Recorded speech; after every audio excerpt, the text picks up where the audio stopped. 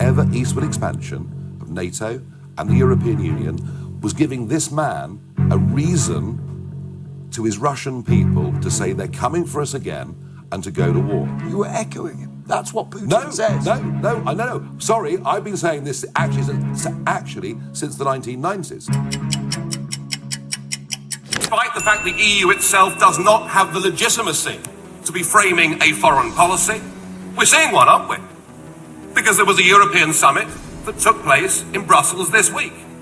Now, it seemed at that summit that they couldn't really agree very much on what to say about Russia and the situation in South Ossetia. But there is one thing that they all agree on.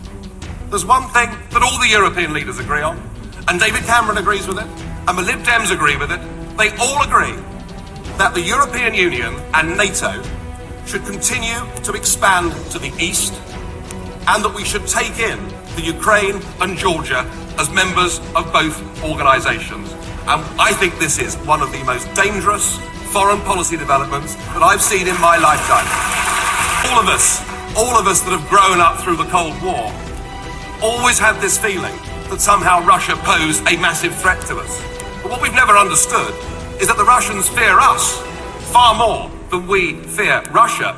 And I'm not defending what's going on in South Ossetia at the moment, but what I'm saying is to expand the EU and to expand NATO, to take in the Ukraine, to take in Georgia, would be a provocative act on what is an unstable country and would be absolute madness, and we must make that part of our campaign next year and make it clear that for the security of the world, it is vital that we maintain an independent British foreign policy. This EU empire, ever seeking to expand, stated its territorial claim on the Ukraine some years ago. Just to make that worse, of course, some NATO members said they too would like the Ukraine to join NATO. We directly encouraged the uprising in the Ukraine that led to the toppling of the president, Yanukovych, and that led, of course, in turn to Vladimir Putin reacting.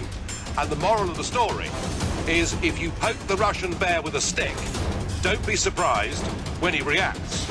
Now, just to continue with that, today we are rushing through an association agreement at undue speed with the Ukraine, and as we speak, there are NATO soldiers engaged in military exercises in the Ukraine. Have we taken leave of our senses? Do we actually want to have a war with Putin? Because if we do, we're certainly going about it the right way. Perhaps we ought to recognise that the West now faces the biggest threat and crisis to our way of life that we have seen for over 70 years.